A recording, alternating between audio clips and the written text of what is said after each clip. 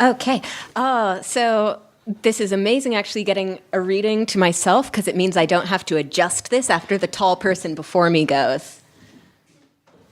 So before I read, any of you who were here at my last event have already experienced the fact that I am working on a year-long video project in which I take 1 second of video of my life every day of 2018, and at the end of the year, I splice it all together into a perfect representation of my year in 1 second increments. So, Come on in. Come in. Woo. Now he's stuck doing this too. Okay, so since I am going to be reading some stuff for you, you guys are all going to be victimized as well for my video today. So if you all don't mind, you don't have to do anything except maybe wave, and I will try to get as many of you as I can in. All right, 1, 2, 3. Hi, guys. Hi, Jane. Thank you. Okay, now I get all of your smiling faces and you are implicated in my project. Okay, so I think you might get samples of 2 different things today. And one of them is a pretty short piece that I think I can get through in its entirety. But I'll time myself so that you don't all hate me at the end of the night. Okay, this is a story called Song Dog Hollow. After school, we rehearse a bear attack scenario. I already have my first aid and emergency preparedness badges, so I play an unconscious victim for the younger scouts. A freckled little kid, Howie, tries to roll me into the recovery position, but he forgets to check me for neck injuries. Ouch, Howie, I say quietly, and keep my eyes shut. The meeting room carpet smells like bleach. Howie correctly crosses my legs to stabilize me, but still doesn't remember the neck. Ouch, Howie, I say. What? Howie says. What? His clammy hands brush my ribs, checking for real wounds. His volume brings Ted Sykes over. Problem? Ted asks. Now, I recently lost out to Ted in the election for senior patrol leader, though last winter, Ted was caught drinking cough syrup in the locker room during lunch period. I thought I would win by default. Ted, though, has a square jaw, heroically broad shoulders, and a Baptist father with a real estate business. The little boys flock right to him. He's got his hands on his hips now. I want to tell him he looks like a ticked-off TV housewife like that. Ted doesn't acknowledge me in the hall at school and has assigned me to play a dead body in the emergency drill during our next campout. We're golden, I tell Ted, but I clap a hand on Howie's shoulder and leave it there to press him down. We aren't going anywhere till Howie gets this right. Ted leaves to watch a simulated laceration victim, and I tell Howie, go again. And he rolls me over again. I sit straight up. For Christ's sakes, Howie, you just broke my neck. I'm dead now. Sorry, Howie says, the tips of his ears reddening. The other boys are looking over. Good. Maybe that'll help him remember. I'm really sorry. Ted is frowning from the other side of the room, arms crossed, an irate housewife again, and at the end of the meeting, he pulls me aside, hand on my back, like we're friends. Ease up on the little guys, he says. It's just a game. Just a game. His actual words. That's really all anyone needs to know about Ted Sykes. He's playing. I, however, am serious. I can name 9 native species of fern. I can perform CPR on people and dogs and babies. I've practiced on mannequins. Most people do it wrong. I know how to gut a sturgeon with a knife. I have a plan to hold back the Skokomish River.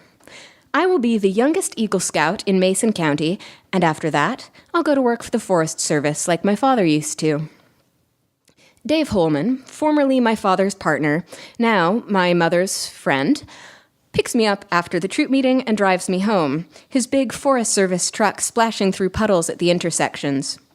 He takes the back route through farmland, past trailers where damp brush burns in yards, sending up thick smoke. The road follows the curves of the Skokomish, which is swollen from April rain. That section of river floods easily, overflowing its banks and filling the streets with frightened salmon.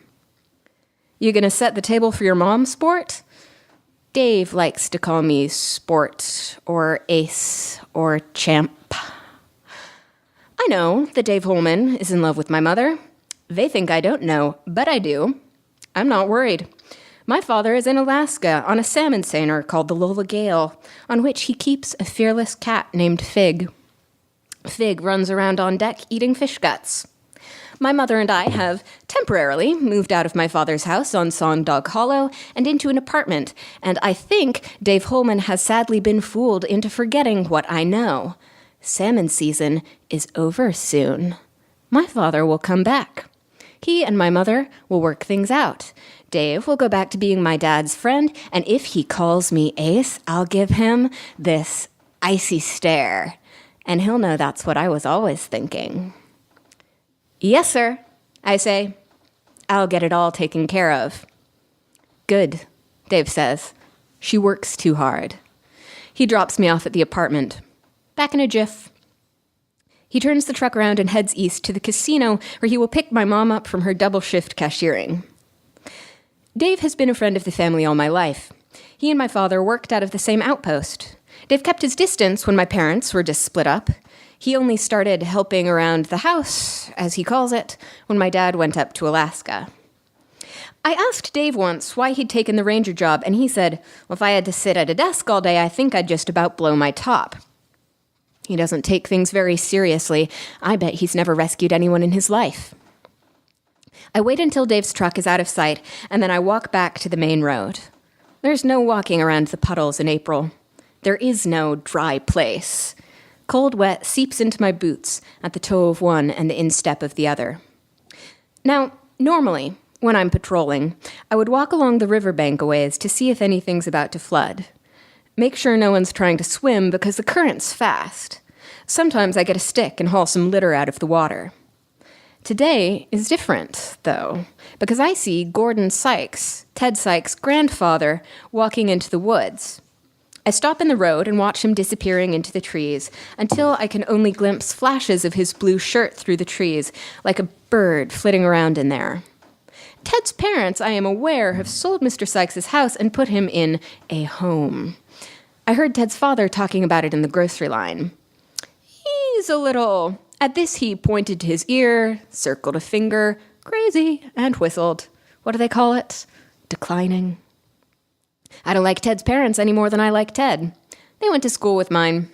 No one ever leaves here except dead people, and also my father, I guess. So mostly, this town is full of folks who've been watching and gossiping and bullying the same people for decades.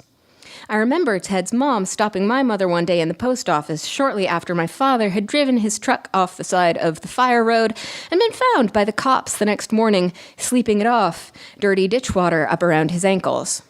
I just want you to know we're praying for you, she said, hand encircling my mother's wrist, nails pink and pointed. The apartment complex borders on an inhospitable corner of the park with no ranger station, no trailhead. It isn't safe for some old guy. I swear, the worst curse I know. Shit. Tighten my bootlaces and head up the hill into the forest. I can hear the quiet crackle of Mr. Sykes moving up ahead. The spider webs are all glistening. A fox runs through the bracken with water in its fur. As we move further in, the traffic noises disappear. Now, I already have my navigation badge, but they let you do that with a compass, and it gets very thick and disorienting in the depths of the forest. Then it seems Mr. Sykes goes silent, and I lose him temporarily until I stumble into a clearing with a fresh blackberry scratch on my arm, and there he is, sitting on a pine stump, whittling.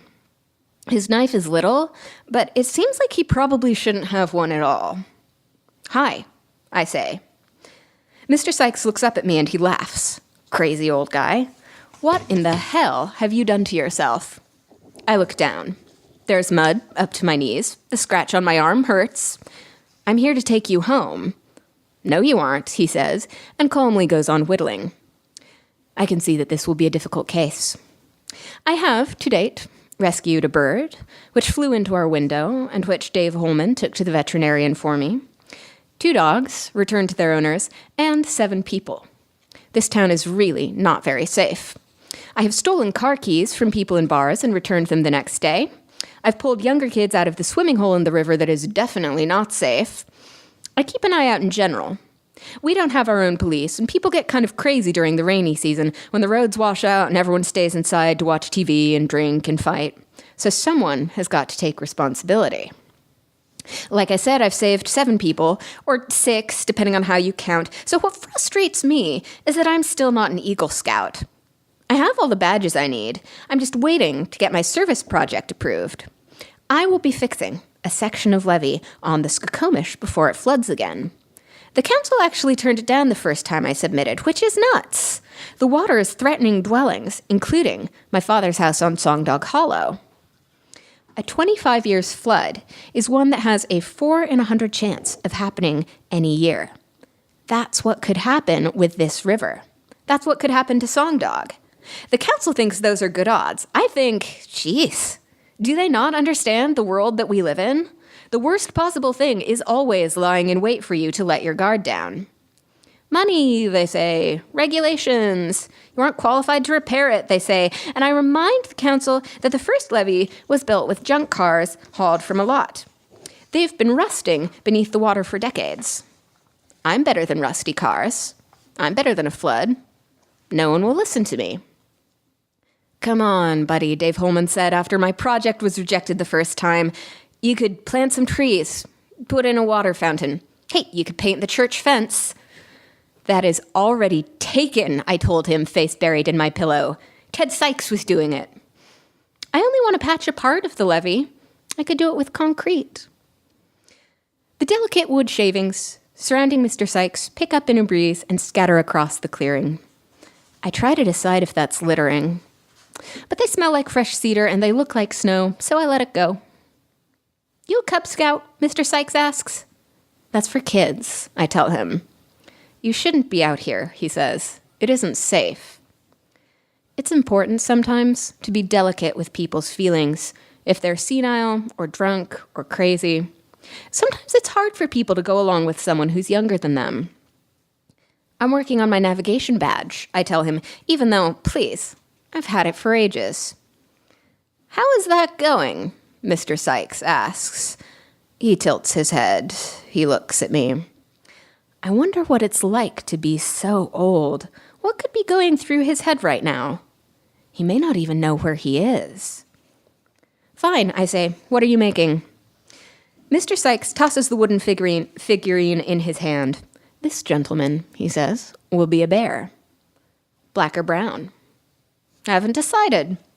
They're totally different, I tell him, and he sighs, puts the whittling down, and takes a drink from a large thermos at his side. He squints at me. You're Bill Pruitt's boy, he says. That takes me by surprise. Yeah? How's your old man doing? He's in Alaska, just for the season. He has a cat.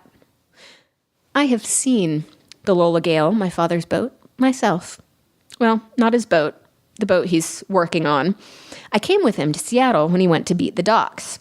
I was afraid of the other fishermen who were missing fingers and whose ages I could never seem to guess. Though my father had been fired from the Forest Service after his encounter with the ditch, I did not understand why he had to go all the way to Alaska. There were plenty of salmon right here. Bill Pruitt, Mr. Sykes says. Bill. Gave my Ted Sr. a fat lip at the homecoming dance. Something about a girl. I'm sorry, I tell him, unsure what to say. I couldn't imagine my father, a quiet, sad man, ever punching anyone over anything. He wouldn't leave the house for a while after his accident in the ditch, after the Forest Service made him take a break. Once he ventured out to the hardware store and came back in a sulk after running into the Sykes family, who were there looking at fence stakes. After that, he stayed in and watched reruns of daytime TV, eating Hot Pockets. I found this strange and disappointing. I was used to him coming home with cold on his jacket and thickly mudded boots. I had never known my father as an indoors man. "When you were learning to tie your shoes," my mother said as she tucked me in one night, "you wouldn't let me watch, and you'd cry if I did. You didn't want me to see you fail at it. You were embarrassed." What I'm wondering now is how my father changed from a teenager who'd punch someone to a man who hid indoors, slumped in the bark lounger, watching The Price is Right. "It's okay," Mr. Sykes says. "That little bastard probably had it coming." He takes another swig from the thermos. "Your mother let you drink coffee?" "No, sir," I say. "You should get on home," Mr. Sykes tells me. "She'll be worried about you." "Why don't you come with me?" I ask him. It's getting dark and cold, and in fact, I would rather not be out in the woods at all. But now that I'm out here, I can't just leave the man to wander off. He could step in a bear trap. He could fall in the river. "Listen, son, it's not so often I get away from the vegetable farm." Mr. Sykes had never been a farmer, and I grow concerned until I remember his son's words in the grocery line. "It's goddamn bingo night back there," he says. "I'm not leaving these woods till I'm good and ready." He stands and slaps his hands to his thighs. He caps the thermos. "Go on home." I don't, of course. We pass deeper into the woods. The ground is never quite where you think it is underfoot. Everything's so mossy that with each step you sink slowly deeper into the earth as you crush the thick green beneath you. We pass a small structure with a corrugated tin roof, one of the emergency shelters my father erected when he himself was an Eagle Scout, and kept stocked with Spam and canned peaches and old sleeping bags in case people got lost in the woods. He'd maintained the shelters for decades. Sometimes raccoons got in and shredded the sleeping bags, sending the goose down filling everywhere, battering uselessly at the cans and leaving them dented but uneaten. One of the shelters got turned into a meth lab. My father was furious. "No one's got any respect," he said. "No goddamn respect." I differ from my father in certain ways. He was a romantic about nature, about people too. Getting romantic is bad for people. It makes you worry about stuff that isn't actually here and now. I like to know the facts and the odds, the dangers and how to prevent them. A bear is a bear. The North Star is north. Lost is lost. A man from town curled up and died in one of the emergency shelters once. No one will tell me what from, which means it was terrible, and my father took it hard. He stopped restocking the supplies. This is also where we differ. I would not have given up. I would have found out how to make a better shelter, a better stock of supplies, found out what that dead guy needed, what would have saved him. Every problem can be solved if you just work a little harder and do better. "It's getting dark," I say to Mr. Sykes, trotting to keep up as he strides through the underbrush. Branches bow away from him respectfully. He's a bigger man than I thought. "It's going to get cold." I hear a sigh from ahead. "You spend a lot of time walking around town like this?" "Yes, sir," I say. "I patrol every day." "That's what I've been hearing," he says. "You try to help Wendy Fitz across the street?" "Sure," I say. "You know she's only 50, Mr. Sykes says." I feel bad then. Possibly I wasn't tactful with Miss Fitz, like you have to be, to make people feel like they can take care of themselves. The strip of sky directly above us gets darker and darker. The trees seem to grow arms and fingers that grasp at me. My stomach grumbles. Saving people isn't always simple or easy. The reason I don't know whether to count to 6 or 7 rescues to my name is that one of them was only temporary. I found the high school music teacher on the trestle bridge over the river, peering over the edge, and pretended to be lost and frightened so he'd walk me to the police station. He chatted cordially with the policeman, waved goodbye to me kindly, and I went home proud to have gotten him away from the bridge. The next day, he walked in front of a Mack truck transporting crates of chickens, which spilled all over the roadway when the cursing, panicked driver braked too hard and too late. White feathers floated down the street for weeks, catching in everyone's hair and gathering in the gutters. I still don't know what I did wrong. In the end, I have to pitch myself into a creek to get Mr. Sykes to come back home with me. "Christ, son," he says. He's shaking when he pulls me out, fists in the front of my coat, face lined and gray in the twilight. What are you trying to do to yourself? I shiver and look at him. I don't think I can get home, I say. I need help. It's only after I say it that I look around and realize that the sun is down, that I really can't see the North Star anywhere, that I can't see the lights of town beyond the trees. Mr. Sykes narrows his eyes at me. You little shit, he says. I stand, dripping. Hold on tight, Mr. Sykes says, and I'm hoisted in the air, slung over his shoulder in a fireman's carry. My face taps against his broad back as he begins to walk. One of his hands pats my leg reassuringly. A gust sweeps through the dark tree branches and I shudder hard. It's okay, he says. You're okay. My hope is that Mr. Sykes is feeling useful at this point, that there is some dignity in feeling that he's the one carrying me back. Eventually, I feel him begin to shake. Let me down, I say. I can walk. He sets me down on the ground, and I realize how cold I've gotten, all wet and not walking to warm up. My feet are numb. I look at him. Oh, all right, he says, and picks me back up. Before long, he catches a foot in a tangle of brush, and we both go down, hard. We lie there for a minute in the moss and ferns, breathing together. I have this feeling like these are supposed to be my woods, and they've turned on me. You okay? He asks. I don't answer. When we get back up, I see that the carving has fallen out of his coat, and I pocket it when he's not looking. Mr. Sykes says, I can't carry you anymore. I'm sorry. We make it home leaning on each other, falling over and over in the dark. It takes us all night, and when we get back to the apartment, Dave Holman's truck and 2 cop cars are out front. I lean a little more heavily on Mr. Sykes. I'm in trouble, again. Mr. Sykes says, your folks are going to put a GPS tracker on you. I say, the home is going to put one on you. My mother and Dave Holman both answer the door, looking worried. The cops are behind them in the living room. I wave at one who I know. He came after me once when I went patrolling by the river and slightly underestimated how eroded the banks were, how easily they can collapse and dump you in the water. Oh, my God, my mother says when she sees Mr. Sykes. I am so sorry. Honey, we've talked about this, she says to me. And we really have. My mother hates my patrols, but that's the natural state of things. Mothers and wives worry, but we still have to go out and do our jobs. Dave puts a hand on my shoulder. I narrow my eyes at him, but he doesn't even notice. Why don't you help Mr. Sykes dry off, he says to my mother. I'll get Sam into a warm bath. No, you will not, I say, and lock myself in the bathroom alone. I run the bath tap so they'll hear the noise, and I take Mr. Sykes' bear figurine from inside my coat. It's not finished yet. The face and large paws are beginning to emerge from a formless mass. It's a bear still becoming a bear. I can't tell yet whether it'll shape up to look like a harmless black bear or a grizzly. I take off my clothes and get in the tub. The water is hot and my skin turns red. Today's been a good day. I saved someone. I taught Howie something. I think tomorrow I'll go take a look at the levees and work on my appeal to the Scouts Council about my project. I slide down so my feet are against the tile wall and my head is underwater. The voices in the other room are distorted, as if the adults are speaking a secret language of their own. The water presses against my ears. I breathe out bubbles. I like being down here.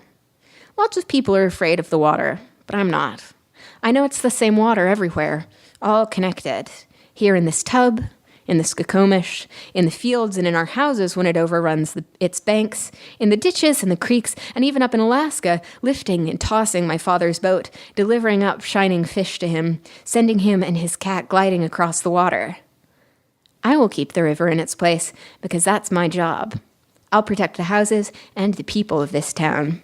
I'm going to be an Eagle Scout. I've saved 8 people.